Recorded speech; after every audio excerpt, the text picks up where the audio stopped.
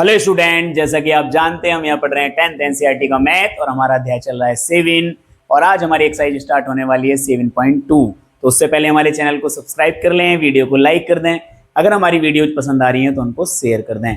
7.2 का आज बेटा आपका पहला सवाल है, बिंदु के निर्देशांक हमको ज्ञात करने हैं जो बिंदुओं -1, 7 और 4-3 को मिलाने वाले रेखाखंड को 2:3 में विभाजित करता है। तो विभाजित के लिए हमें विभाजन सूत्र लेना पड़ेगा। विभाजन सूत्र में हमने आपको पढ़ाया था बेटा कि ये x की वैल्यू है, ये y की वैल्यू है। जब किसी रेखाखंड को कोई बिंदु विभाजित करता है तो उसके x और y के निर्देशांक ये होते हैं जिसमें m और n अनुपात होते हैं। तो यहाँ आप मान लीजिए सपोज कर लीजिए कि वो बिंदु जो इसको विभाजित कर रहा है, जिस बिंदु का भी निर्देशांक ज्ञात करने हैं, वो बिंदु x और y है ना। तो आप लिख लीजिए कि माना बिंदु x और y है ना, x और y बिंदुओं किसको -1, 7 और 4-3 को मिलाने वाले रेखाखंड को 2:3 में विभाजित करता है। 2:3 में विभाजित करता है, ठीक है। अब क्या है आपका, तुम्हें पता है कि यहाँ आपका बिंदु आपको लेने, तो सबसे पहले आपको इसका मान निकालना है जिसका नाम है बेटा x। क्या है x का मान निकालेंगे तो विभाजन बिंदु में x का निर्देशांक, तो x का मान निकालेंगे तो आपका फॉर्मूला क्या है बेटा, आपका फॉर्मूला है mx2 nx1 बटे m + n, ठीक है। तो इक्वल टू m का मान बेटा कितना है, m का मान आपका 2 है, x2 का मान आपका ये x1 y1 रहेंगे, ये x2 y2 रहेंगे। x2 का मान आपका कितना है बेटा 4 प्लस n का मान आपका कितना है 3 और x1 का मान बेटा कितना है -1, तो ब्रैकेट में लिख देंगे। m का मान आपका 2 और n का मान आपका 3। चलिए आगे चलते हैं। ये हो गया आपका 4 दूनी 8 और ये प्लस माइनस 3 एकम 3 और 3 और 2 कितना हो गया 5, तो 8 में से 3 गई 5, तो 5/5 बराबर कितना आ गया बेटा 1 आ गया। इसी प्रकार आप बेटा y को निकालिए। y का फॉर्मूला है आपका my2 ny1 और m + n, ठीक है। ये लैंग्वेज थोड़ा लिख लोगे तो बेटा आपके सवाल के लिए अच्छी रहेगी।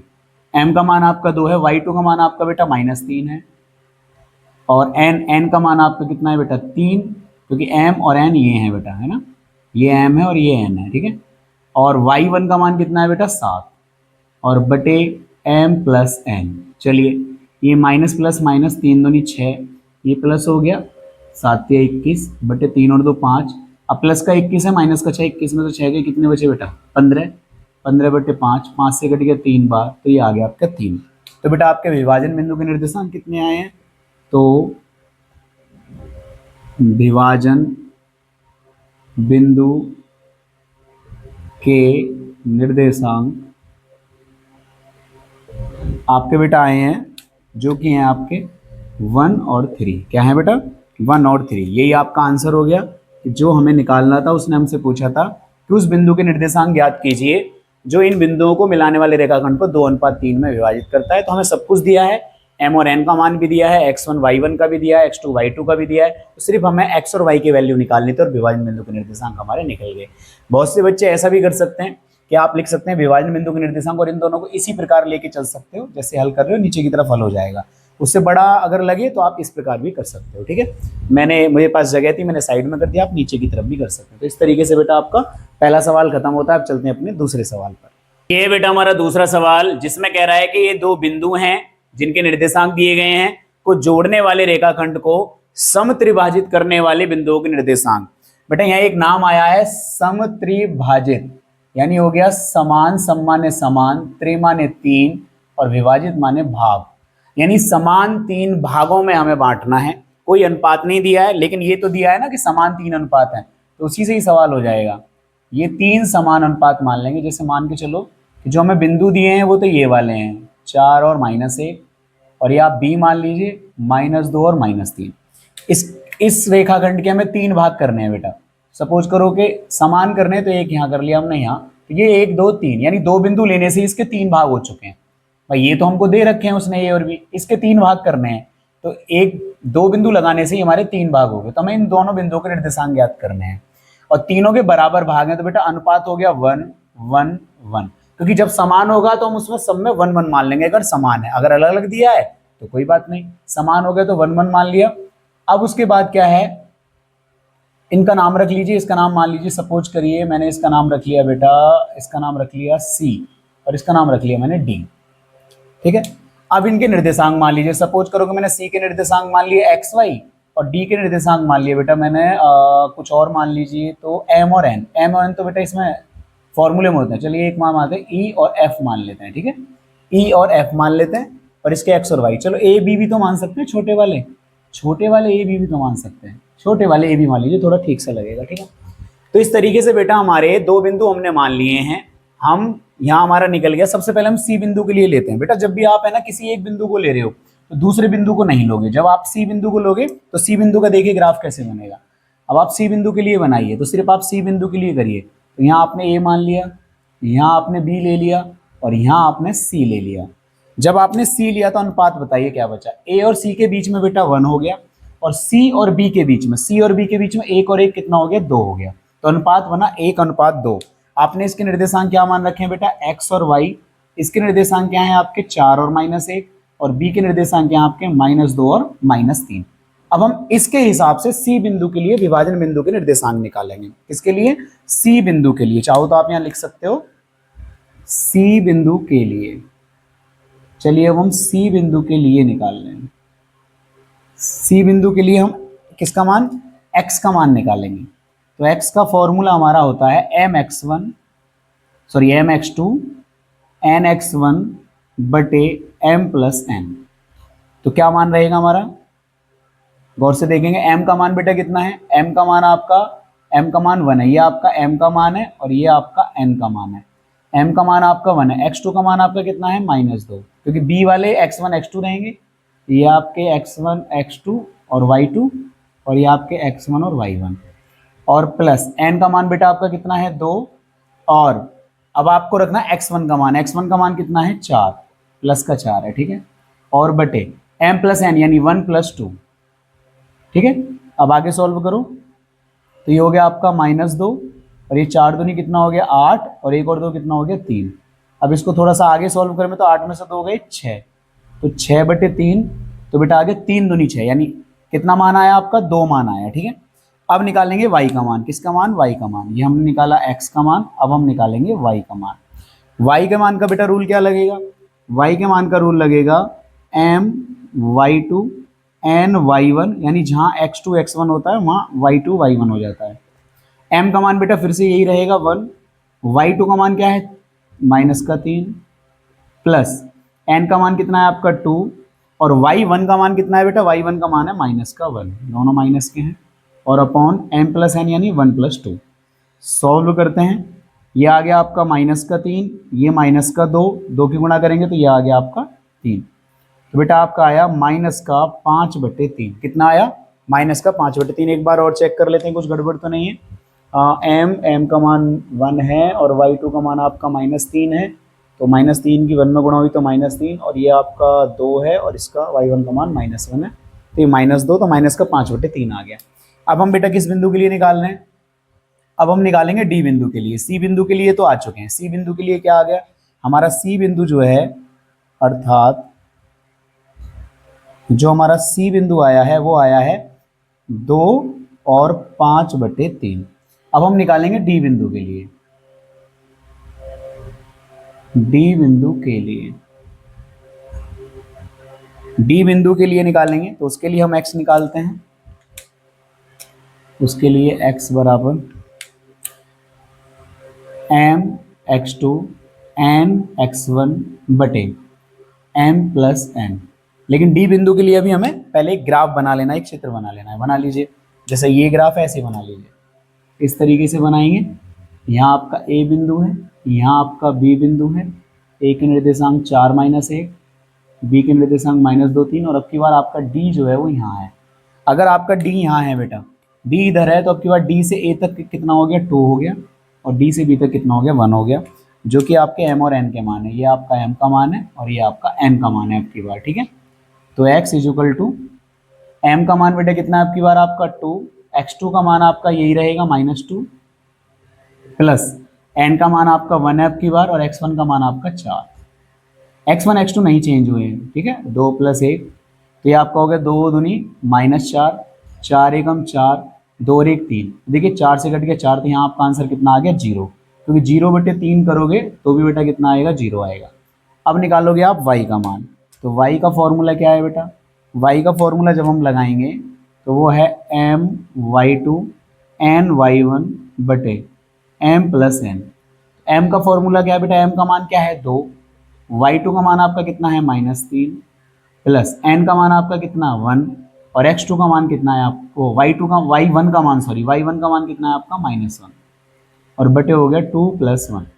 आगे सॉल्व करें तो ये हो गया आपका -5 और ये -1 और बटे 3, ये आ गया -6/3, 3 से कट गया तो आपका आ गया -2 और एक आया आपका 0। तो बेटा इस तरीके से डी क्या आया हमारा, इस तरीके से, अर्थात जो हमारा डी आया है वो आया है 0 और -2। तो हमसे यही कहा था कि सम त्रिभाजित करने वाले बिंदुओं के निर्देशांक याद करने हैं। तो सम त्रिभाजित करने वाले बिंदुओं के निर्देशांक, सम त्रिभाजित करने वाले बिंदुओं के निर्देशांक एक तो हो गए आपके 2 और 5/3 और एक हो गए आपके 0 और -2। नीचे लिख देते हैं अगर यहाँ ना आ रहा हो। एक तो हो गए 2 और 5/3 और एक हो गया 0 और -2। एक चीज़ का ध्यान करने लेना बेटा, हमने यहाँ क्या कहते हैं माइनस नहीं लगाया है, माइनस लगा लेना। यहाँ माइनस का 5/3 होगा और ये माइनस का 5/3 होगा, इस बात का ध्यान रख लेना। ये अभी हमने ध्यान दिया कि माइनस लगाना भूल गए, ये माइनस का 5/3 और ये माइनस का 5/3। तो इस तरीके से बेटा हमारा दूसरा सवाल खत्म होता है। अब चलते हैं अपने नेक्स्ट तीसरे सवाल पर। तो ये है बेटा आपका तीसरा सवाल, जिसमें एक खेल कूद का मैदान दिया गया है ABCD, एक आयताकार मैदान है। इसमें चूने से परस्पर 1 मीटर की दूरी पर पंक्तियां बनाई गई हैं, यानी इन सभी पंक्तियों के बीच की दूरी कितनी है, 1-1 मीटर है, 1-1 मीटर। हर एक पंक्तियों के बीच की दूरी कितनी है, 1-1 मीटर का अंतर है सभी में। और ऐसे ही AD के अनुदिश, ये रहा आपका AD के अनुदिश परस्पर 1 मीटर की दूरी पर 100 गमले रखे गए हैं। कितने गमले रखे गए हैं, 100।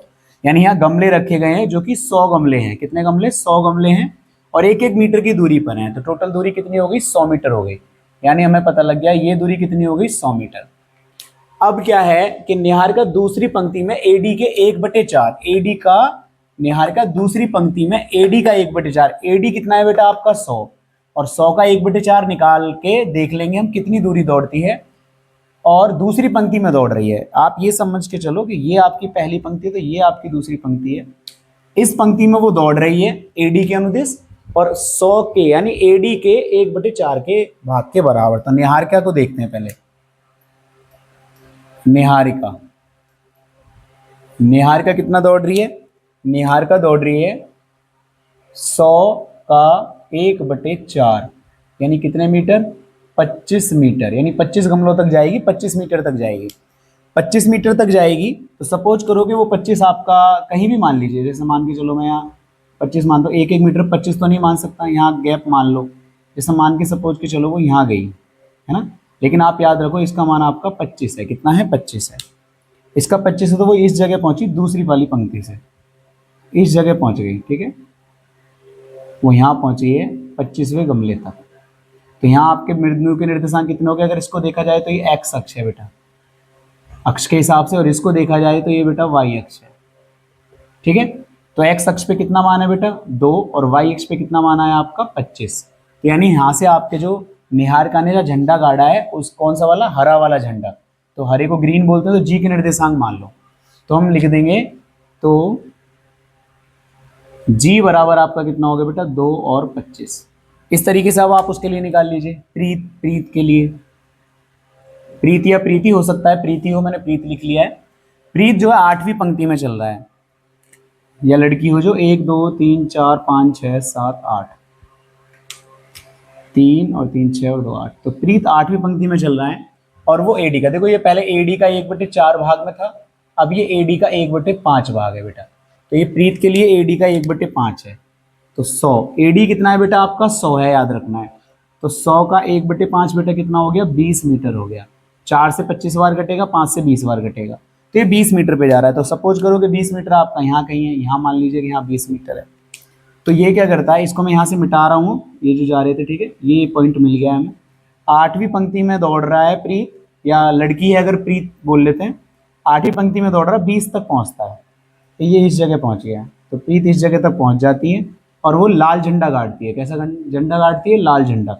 लाल को रेड बोलते हैं, तो इसको रेड बोल लेते हैं। अब देखिए यहाँ तक कितना है, ये यहाँ तक अगर देखो एक्स तक तो 8 है, और वाई पे आपने कितना निकाला 20, ये हो गया 8 और 20। तो बेटा आपके यहाँ आर बिंदु के निर्देशांक कितने हैं, 8 और 20। तो निर्देशांकों में अगर आप गौर से देख पा रहे हो, तो आगे वाले में पंक्ति आ रही है और पीछे वाले में आपकी दूरी आ रही है कि कितनी दूर चल रही है।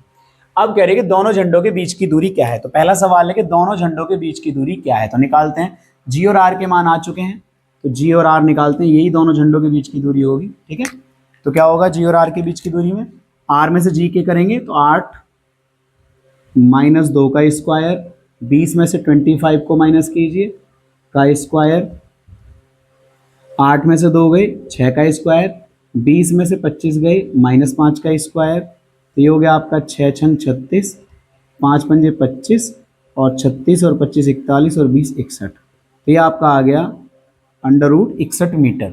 यानी जो दोनों झंडों के बीच की दूरी है, जो हमने ये वाली निकाली है, इन दोनों झंडों के बीच की दूरी ये जी आर है, वो आपकी √61 मीटर आई है। कितनी आई है, √61 मीटर। मैं यहाँ लिख दिया है, ये रहा √61 मीटर आई है। अब उसने एक सवाल और पूछा है बेटा कि यदि कोई एक लड़की है रश्मि, जो एक नीला झंडा इन दोनों झंडों के मिलाने वाले रेखाखंड पर ठीक आधी दूरी पर, यानी बिल्कुल ठीक इसके मिडिल पॉइंट पे गाड़ देती है। तो मिडिल पॉइंट से समान अनुपात हो गए 1:1, या तो अनुपात की तरह कर लो, या फिर एक चीज याद रख लो, मैं यहाँ लिख देता हूँ, एक होता है आपका मध्य बिंदु के निर्देशांक। क्या होते हैं, मध्य बिंदु के निर्देशांक, क्योंकि ये बिल्कुल मिडिल पॉइंट है। तो मध्य बिंदु के निर्देशांक का आप डायरेक्ट फॉर्मूला याद रख सकते हो। बना कैसे है वो मध्य बिंदु के निर्देशांक, तो ये होते हैं, आपको पता है। अगर मध्य बिंदु के निर्देशांक निकालने हैं आपको, तो चाहो तो आप इनका 1:1 लेके कर सकते हो, लेकिन एक डायरेक्ट भी कर सकते हो। आपको पता है कि विभाजन बिंदु के निर्देशांक होते हैं mx2 nx1 बटे m+n, my2 ny1 बटे m+n। देखिए अगर मैं इसका 1:1 अनुपात मान लूँ दोनों का, और इसको x1 x2 और y1 y2 मान के चलूँ, ठीक है, x1 y1 x2 y2, तो m का मान 1 है और n का मान 1 है, तो ये 1 है, सब खत्म हो गया। तो ये हो गया x2 + x1, और एक कितना हो गया 2। यहाँ से m और n का मान 1 है, ये खत्म हो गया, तो y2 + y1 बटे 2। तो ये बेटा आपके निर्देशांक होते हैं मध्य बिंदु के। क्या होते हैं, मध्य बिंदु के निर्देशांक होते हैं x1 + x2 बटे 2 और y1 + y2 बटे 2। अगर बिल्कुल मिडिल पॉइंट पे कोई चीज आ रही है, तो ये मध्य बिंदु के निर्देशांक होते हैं। तो रश्मि ने सपोज करो कैसा नीला झंडा गाड़ा है, तो उसको आप मान लो बी तो इसमें है, तो कुछ और मान लेते हैं, नीले को एन ही लिख देते हैं ना। तो नीला झंडा गाड़ा है जिसके हमें निर्देशांक निकालने, सपोज करो वो एक्स और वाई है। क्या है, एक्स और वाई है। तो रश्मि द्वारा, रश्मि के लिए देख चलते हैं, ठीक है, रश्मि के लिए चल रहे हैं। तो रश्मि जो है एन पॉइंट निकालना है हमको। तो एन बिंदु के निर्देशांक अगर आपको निकालने हैं, एन बिंदु के निर्देशांक जहां वो नीला झंडा गाड़ रही है, हमें फिर इस ये भी पूछा है कि जहां झंडा गाड़ रही है उसे अपना झंडा कहाँ गाड़ना चाहिए, ये हमको बताना है। ये हमने माना है, पर अब ये कहाँ है हमें ये निकालना है। तो एन बिंदु के निर्देशांक निकालने के लिए हमें जी आर के मध्य बिंदु के निर्देशांक निकालने होंगे। जी आर के मध्य बिंदु के निर्देशांक निकालिए। तो जी आर का मध्य बिंदु फॉर्मूला है आपका x1 + x2 बटे 2 और y1 + y2 बटे 2। तो x1 का मान बेटा कितना है 2, x2 का मान कितना है 8 बटे 2, y1 का मान आपका 25 और y2 का मान आपका 20 बटे 2। तो ये आपका आ गया 8 बटे 2 और ये आ गया आपका 45 बटे 2। तो क्या निर्देशांक आया आपके, अगर देखा जाए तो